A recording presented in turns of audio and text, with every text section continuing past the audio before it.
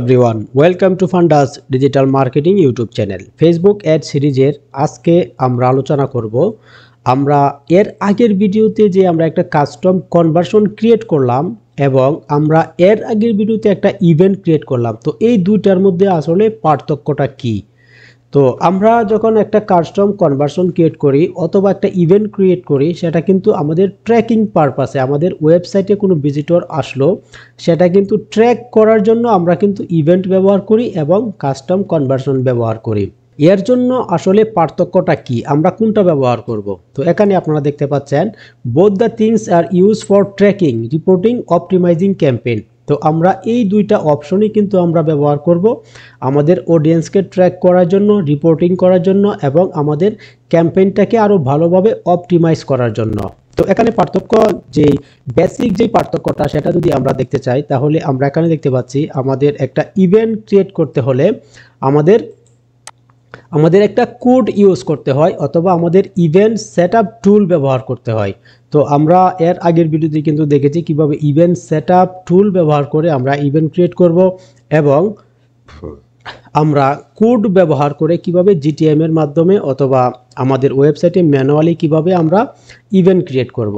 তো এখানে event create করার জন্য আমাদের কোড ইউজ করতে হয় অথবা ইভেন্ট সেটআপ টুল ইউজ করতে হয়। আর কাস্টম কনভার্সন ক্রিয়েট করার জন্য আমাদের কোনো কোড প্রয়োজন হয় না, আমরা শুধুমাত্র আমাদের ওয়েবসাইটের লিঙ্কটা ব্যবহার করে আমরা একটা কাস্টম কনভার্সন ক্রিয়েট করতে পারি।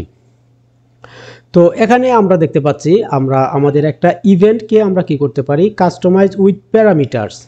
তো আমরা আমাদের ইভেন্টকে কিন্তু কাস্টমাইজ করতে পারি প্যারামিটার দিয়ে। যেমন আমরা যদি একটা ইভেন্ট তৈরি করি, সেটা যদি হয় একটা পারচেজ ইভেন্ট, তো আমরা সেখানে কি করতে পারি, সেই পারচেজ ইভেন্টে আমরা প্যারামিটার যোগ করতে পারি। যেমন সে কোন প্রোডাক্টটা বাই করলো, একজন ভিজিটর আসলো, আমাদের একটা ইভেন্ট করলো সে, এবং সে কোন প্রোডাক্টটা কিনলো এবং সেই প্রোডাক্টের যে ভ্যালু অথবা সেই প্রোডাক্টের প্রাইসটা এবং কোন কারেন্সি থেকে সে প্রোডাক্টটা বাই করলো, সেটা কিন্তু আমরা ডেটা লেয়ারের মাধ্যমে আমরা আমাদের ইভেন্টে পোস্ট করতে পারি। তো এখানে আমরা কাস্টম কনভার্সনে যদি দেখি, তো এখানে আমরা কি করতে পারি, শুধুমাত্র আমাদের ইউআরএলটা ব্যবহার করতে পারি, এছাড়া কিন্তু আমরা আর অন্য কিছু এখানে ব্যবহার করতে পারি না। তো আমরা বেসিক্যালি যদি দেখি, তো এখানে ইভেন্ট হচ্ছে অনেক পাওয়ারফুল এবং কাস্টম কনভার্সন হচ্ছে এর থেকে কিছুটা কম। আমরা যে প্রয়োজনীয় আমাদের যে কাজকর্ম আমরা করতে পারি সেটা কিছুটা ইভেন্ট থেকে কিছুটা কম। তো এখানে আমরা দেখতে পাচ্ছি আমাদের ইভেন্টে কিন্তু মোর ফ্লেক্সিবিলিটি থাকে আর আমাদের কাস্টম কনভার্সনে আমাদের লিমিটেড ফ্লেক্সিবিলিটি। তো আমরা কি করতে পারি, আমাদের একটা ইভেন্ট থেকে আমরা কিন্তু চাইলে কাস্টম অডিয়েন্স ক্রিয়েট করতে পারি। আর আমরা যদি কাস্টম কনভার্সন দেখি তাহলে কিন্তু আমরা কাস্টম কনভার্সন থেকে আমরা আমাদের কাস্টম অডিয়েন্স ক্রিয়েট করতে পারি না। তো এর জন্য আমরা দেখতে পাচ্ছি তো ইভেন্ট কিন্তু খুব পাওয়ারফুল এবং আমাদের ইভেন্ট থেকে আমরা বিভিন্ন সুবিধাগুলি আমরা পেয়ে থাকি, যা হচ্ছে কাস্টম কনভার্সন থেকে পাই না। কিন্তু এই দুটোই কিন্তু বিভিন্ন পারপাসে কিন্তু আমরা ট্র্যাকিং, রিপোর্টিং এবং অপটিমাইজ করার জন্য কিন্তু আমরা ব্যবহার করে থাকি আমাদের অ্যাডসের জন্য।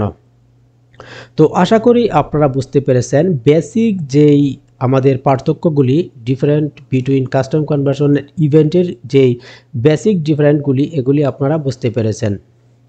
তো ভিডিওটি যদি ভালো লেগে থাকে তো অবশ্যই আমার চ্যানেলটাকে সাবস্ক্রাইব করে দিবেন এবং আপনাদের কোনো প্রশ্ন এবং কোনো মতামত থাকলে কিন্তু আপনারা কমেন্ট বক্সে লিখে দিতে পারেন। তো দেখা হচ্ছে পরবর্তী কোনো ভিডিওতে, ততক্ষণ ভালো থাকবেন। আল্লাহ হাফেজ।